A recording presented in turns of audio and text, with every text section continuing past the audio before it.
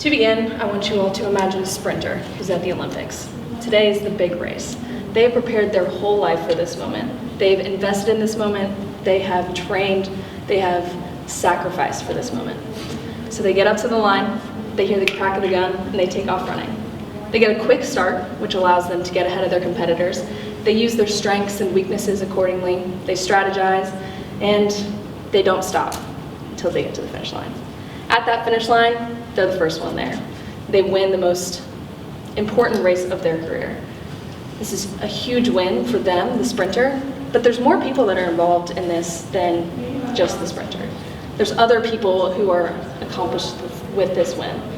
The track team wins with them. The US Olympic team wins. Their parents, their loved ones, their coach, all win.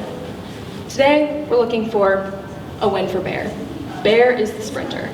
But whenever I'm talking about a win for Bear, I'm not just talking about the company.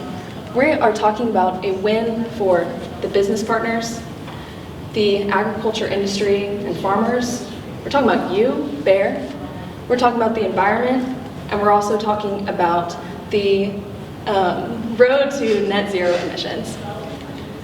So how are we going to do this? How are we going to achieve this win? How are we going to get to the finish line?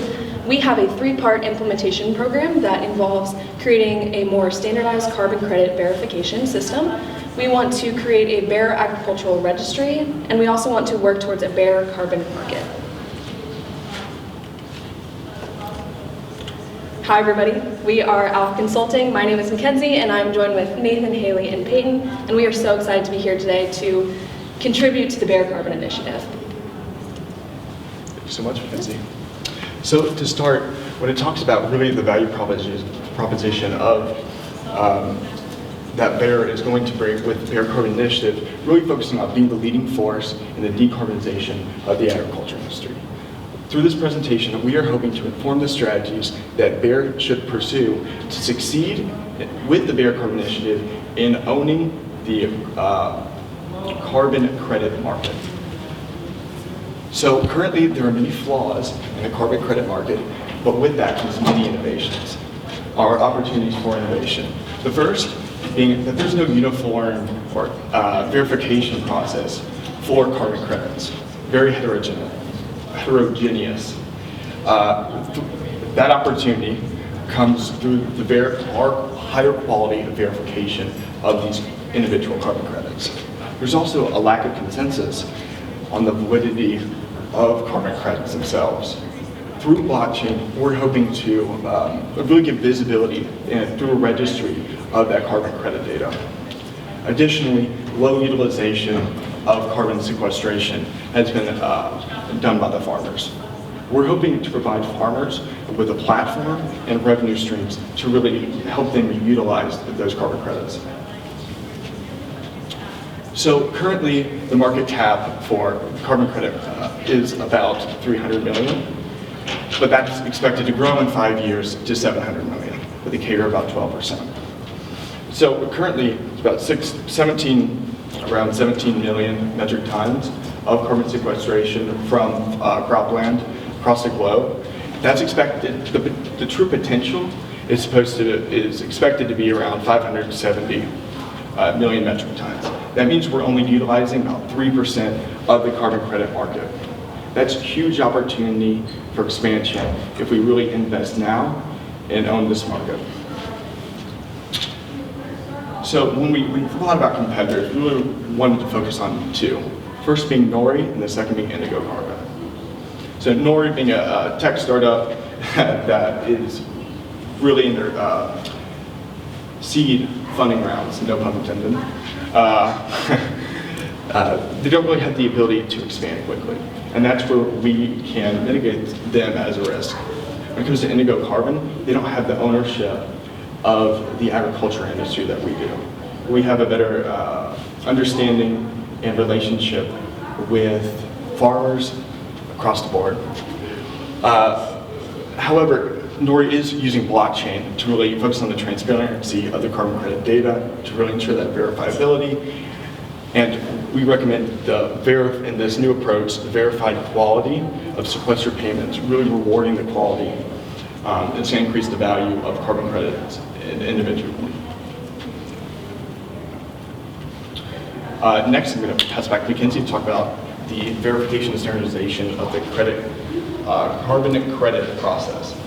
Perfect, thank you. So let's take a look at this verification process and what's happening now and the biggest issues that we're seeing within this process. So first and foremost, farmers and companies come and they want to get their products and initiatives verified to have carbon credits created from those initiatives. So basically they go to a third-party company which will look at all of that data, they will track their impact for a year-long basis, and they will just spend a lot of time looking at everything that they're doing and really evaluating the sustainability of their initiatives and projects. And so this evaluation is based on very general criteria right now for carbon-related issues in terms of the agriculture industry. Because we're looking at projects from all across the board, not just agricultural, not just carbon. And these qualities, again, are established as carbon credits, which we know are permits for owners to emit certain levels of carbon. So the current issues with this process, kind of like what I'm mentioning, is one, it's costly for farmers to have their farms verified for credits. Now this is a problem because we're not going to have a carbon credit market if there's no credits. The farmers are the suppliers of these credits. So if it's too costly, they're not going to want to be involved. There's also minimal regulation right now. So again, it's making the board very standard and credit ratings are inconsistent and the evaluations are vague, which again is impacting farmers who aren't receiving compensation for everything that they're pouring into this project. And also companies are not getting a lot of the information that they're looking for when they go into carbon credit trading. And then there's also a smaller number of established verification agencies that people are going to right now, so we think that this is a great opportunity to kind of hit that and make it an agricultural-based verification program. So again, we talked about the farmers, the demand of carbon credits, and how we're going to incentivize this. So we want to reduce the verification costs, and that's going to be through our Farm View innovation. We want to expand that, and we want to try to find efficient ways to verify all of these credits of this new demand of farmers that we're expecting to come through. We also want to standardize the rating criteria and make it more personalized to the agricultural industry. This is going to benefit across the board and really give specifics into everything that's happening within sustainability. It's also going to encourage that sustainability because they're being rewarded for everything that they're doing. And then finally, we want to give farmers the freedom to choose where their credits are going. A lot of them on these carbon credit markets are being sold to large companies, and maybe that's not what the farmer wants, and maybe that's something that is a problem and inhibiting them from joining the verification process. So we want to kind of give farmers that freedom of choice of what types of industries or what types of companies these credits are being sold to. So looking first at kind of the compensation, the payoff that farmers are receiving, this is the current, a small glance at the current compensation program that Bayer is using, and we think that this is a good method, and it's really exciting people to use these new standards. And also we want Bayer's farmers to utilize their methods too. So having this extra $3 for using a Bayer resource is a great way to compensate for that benefit, and it's also going to show on the scorecard as well. So data collection, as I kind of mentioned, we will be doing through the same field view that is being utilized now for verification through Bayer. It's on a smaller scale, so we hope to innovate this, expand it, and the data from the farmers will be verified, rated, and priced through our scale, through this system, which will then be inputted into our registry that we're going to talk about in a little bit. So this is kind of an example of the credit verification system that we kind of want to look at. So the ones that we saw that are currently being used are very generic, and a lot of these things are not being looked at in terms of agriculture and the initiatives that are happening there. So we kind of want to focus on specific farming techniques, trying to focus towards other ones and compensating towards the ones that are giving back the most within agriculture, and also innovating as well. We also like to add the Bayer bonus, which kind of mentioned earlier, utilizing the resources that are currently being sold by Bayer would be a great way to compensate for this and also encourage the use of better methods. And the ratings of these kind of qualities, poor, average, and high, and those are going to be translated into carbon credits at the end of this, which again, this data, the carbon credits will all be in the registry, which will then be used in marketing. So the key takeaway of this section is just that the standardization of carbon credit verification process will provide a uniform rating system across the agricultural specific industry, benefiting farmers, credit traders, and Bayer overall. I'm going to pass it off to Haley to talk about our registry. Thank you, Kinsey.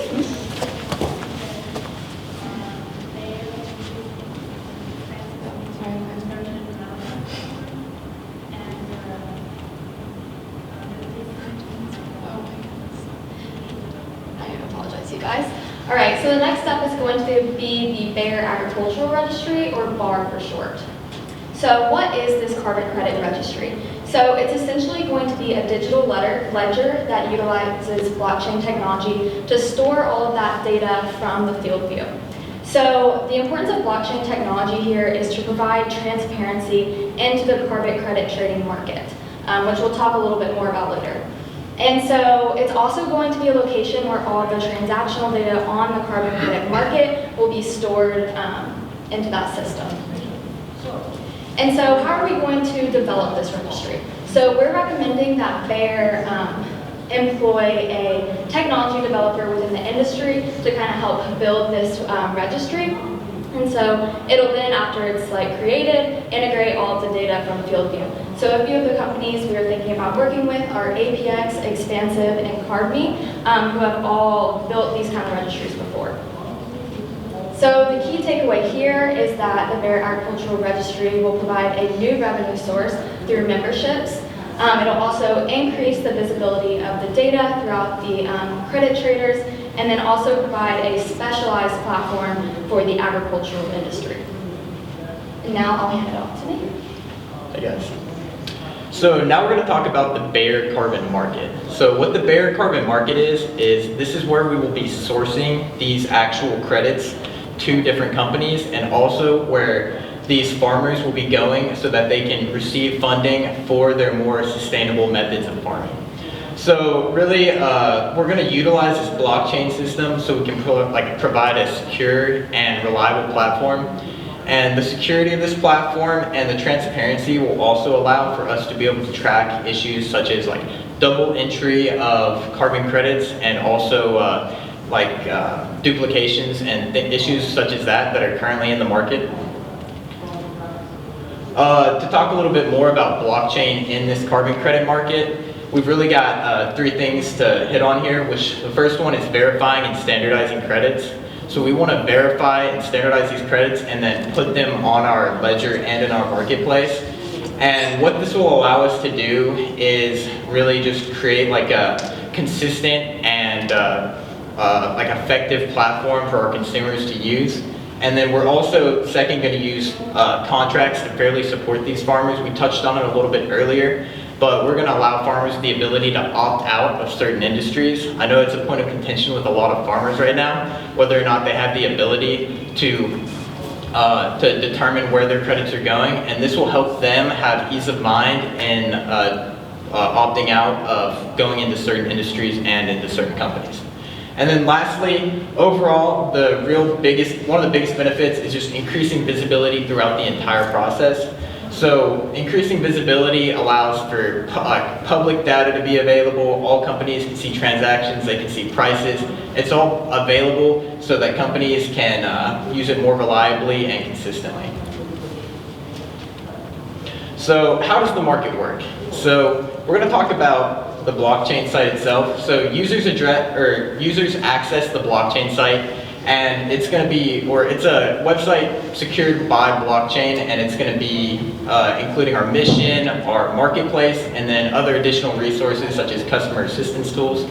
And then we're going to get into actually finding the carbon credits for these companies. So these companies will be able to use a filtration system that will help them find the quality of credit that they want and the quantity. And they can purchase them using their digital wallet. And then once payment's received and credits are transferred, we're going to transfer the carbon credit to them through the blockchain, which creates a traceable and consistent method of transferring, and it prevents any kind of potential duplication. So the real key takeaway here is the Bayer carbon market will create a data-protected and industry-specific carbon credit trading market, and it's going to be able to source and facilitate these trades. And now I'm going to head it back to Haley, or McKinnon, sorry. So when it comes to why verification and why these teams should be implemented, really focusing first is that there's not a whole lot of versatility when it comes to these trading platforms. The carbon credit verification system is also inconsistent in general and has very limited regulation. The bar and BCM will be a one-stop shop for all verification and carbon credit trading needs. We're really focusing on increasing visibility and that increasing the demand for the trading of carbon credits. Many companies are coming up on their net zero goals, many of them in 2030, and that will inform the market to increase tenfold by 2030, really increasing those revenues in trading. Farmers have a high barrier of entry when it comes to utilizing carbon credits themselves. And companies with sustainability projects have limited data to really assist in the trading decisions.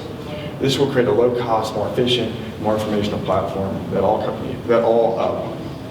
parties can benefit from. So just a brief overview of the system architecture. If you implemented all of these, how this would work. First, starting with farmers, informing the data with the field view. That field view, really focusing on the verification process, the quality of the carbon sequestration, and then that being uploaded into the bar and really giving the visibility for the companies to utilize the marketplace, and then that marketplace data coming right back into the bar. I'm gonna pass it off to Haley to talk a little bit more. So when considering all these options, we wanted to do an alternatives matrix to just make sure that we had the best proposed solution. So here you can see we judged all these proposed solutions based on different criteria. So we have cost, feasibility, future growth, sustainability, speed of entry, and potential return. So these are the alternatives that we analyzed. And as you can see, the score on these is not as high, meaning that they did not meet these criteria as well. So we decided to eliminate those options and go with the ones above. As for risk, with every proposed solution, there's going to be some risk. So the first one we considered was that the businesses who are buying these credits don't necessarily trust the Bayer Agricultural Registry just due to them not being maybe as credible as some of their competitors. So we plan to mitigate this because Bayer does have a large amount of data that they collect from FieldView.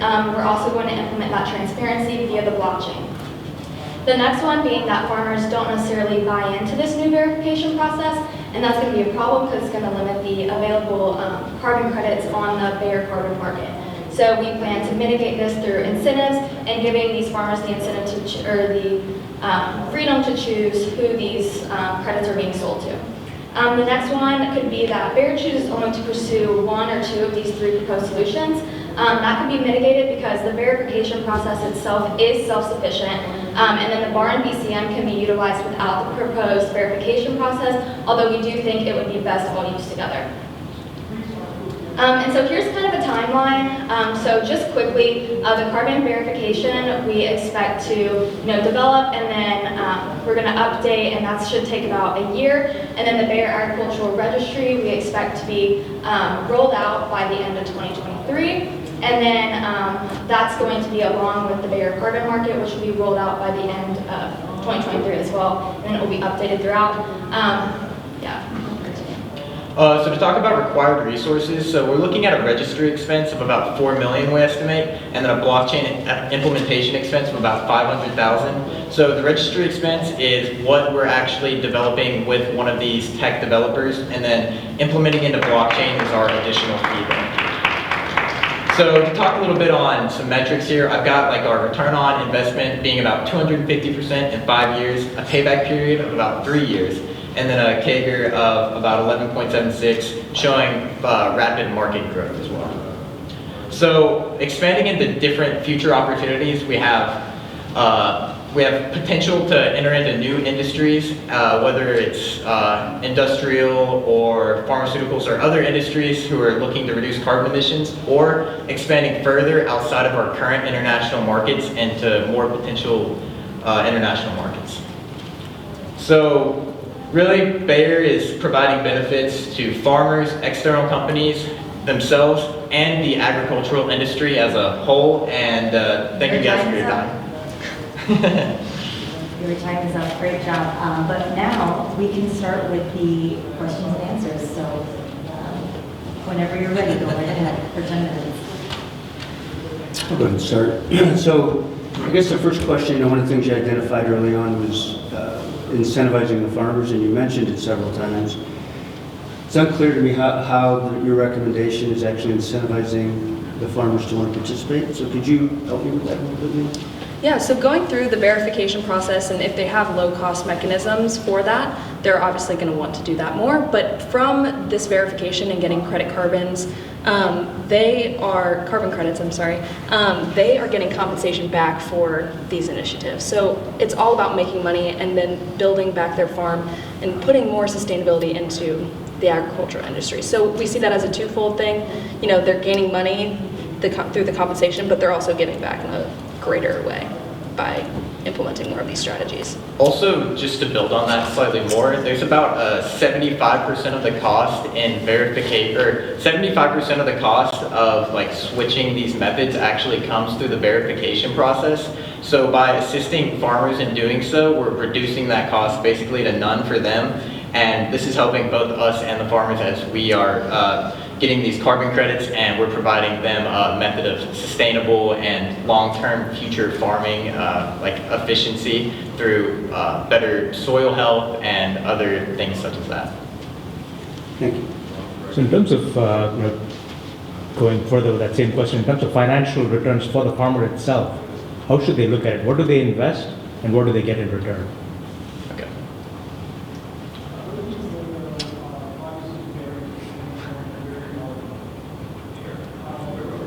Additional info. Okay. Yeah. Oh, sorry, that's not it. Okay. We'll go to back to see There you go. Okay, sorry about No, that. you're good. So this is like a kind of a pro forma financial statement, and I based it off of some metrics of how many acres and how many metric tons of carbon that we would be, like basically would be produced by these farms, and then calculated into carbon credit sales, which are sales or sourcing to these companies is going to be where the majority of the revenue from this comes from. And then cost of goods sold will be the cost of acquiring these from our financial support of these farms. And then we've got also our ledger and blockchain expenses that will be mitigated within about I think it's a three-year time frame for us to break even on that investment.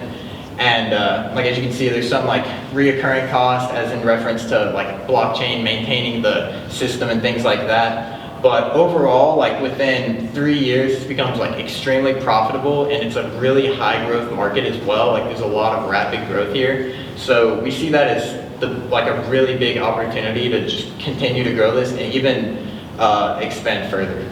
Is this for Bayer or for the farmer? This is for Bayer. This is only based on looking at the metrics of the realm of what we're working in, only looking at the credit sales to companies and the operating expenses as regards to ledgers and the cost of obtaining these credits from farms.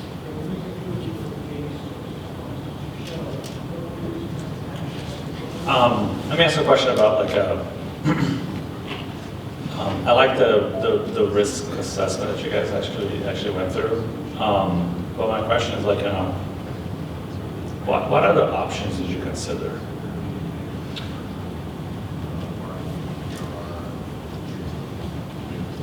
So yeah, I can talk about this a little bit. So all the ones underneath what we have here were kind of similar options that we wanted to weigh. So we have a third-party verification. So that's if a third party came in and actually did this, but we wanted we wanted Bayer to have it done themselves, just to kind of reduce that cost, and just kind of because of the way the scoring worked out. And then also for the integrated trading platform, we thought about having the farmers and then also the businesses actually trading amongst each other, but we didn't think that would work out as well. Again, mainly because of how it's scored, and then the registry. So we wanted to create our own registry, but we also considered acquiring one from another company. So let me ask a question about Bayer, right? In 7 years, you're talking about like $100 million in revenue for a $40 billion company. Why is that actually a good proposition for the company to invest? You go back to like financial stuff. Oh, sorry. Financial statements? Yeah. Perfect. So, although it doesn't seem like a huge investment right now, this is like a extremely rapidly growing market, and there's not really any strong competitors with the same like market potential and reach that Bayer has. Everybody you're working against is startups, they're small businesses, they don't have the resources that you guys have. So you have the capability to expand this 10-fold, 20-fold. This market is going to be huge with all of these companies reaching 2030 or 2040 being the goal of reaching carbon neutrality, and companies aren't changing. I mean, if we're facing reality, companies aren't changing. They're gonna have to rely on things like this to keep them from being basically punished by the government or regulations striking down harsh on them. So this is a rough estimate here. There's so much potential for growth in the, like as we approach the future, that I think also like the completely like minimal costs that are associated with it as well make it just like a really valuable. I guess what I'm trying to say is like the costs are so minimal and the revenue potential is so high that your margins are insane, and it's a lot of money that's not gonna cost you very much, and there's not like a lot of upkeep, there's not a lot of teams or salaries or anything like that that goes into it as well. Piggybacking off of that a little bit too, I know he mentioned minimal regulation right now. Bayer has an opportunity to come in here and make the rules and create the standards that carbon credit trading is happening on. So that's a big deal too, because they can obviously benefit themselves, but they're able to benefit farmers and companies in a greater way through these regulations, these verifications, everything on that realm as well, which I think would be an important factor.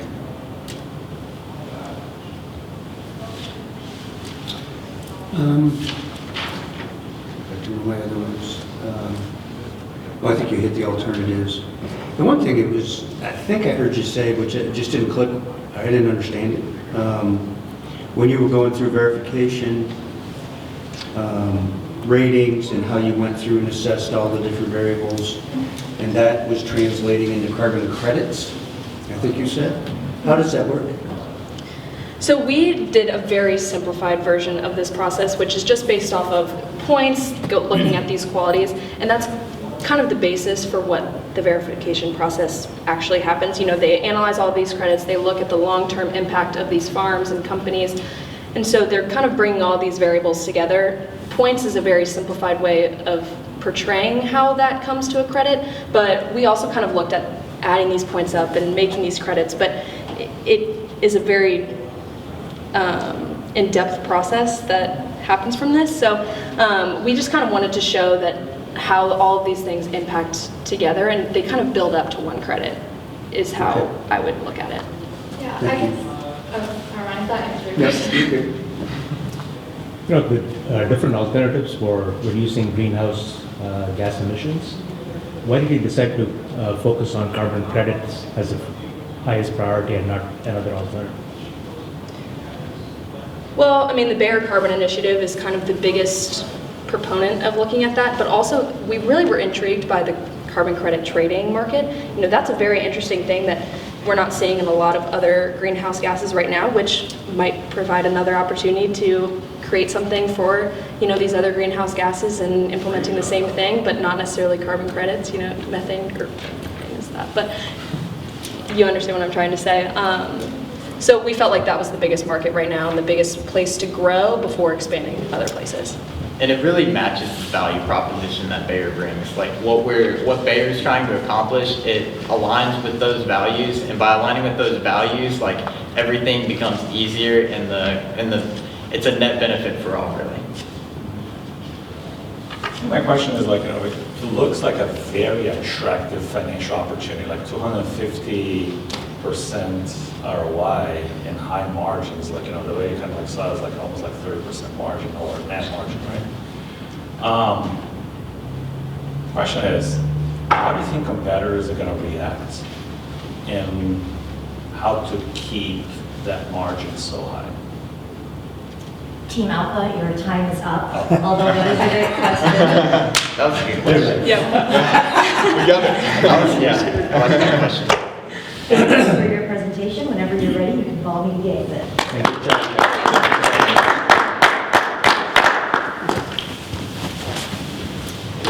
Sorry, we can answer your question. We'll catch up with the break.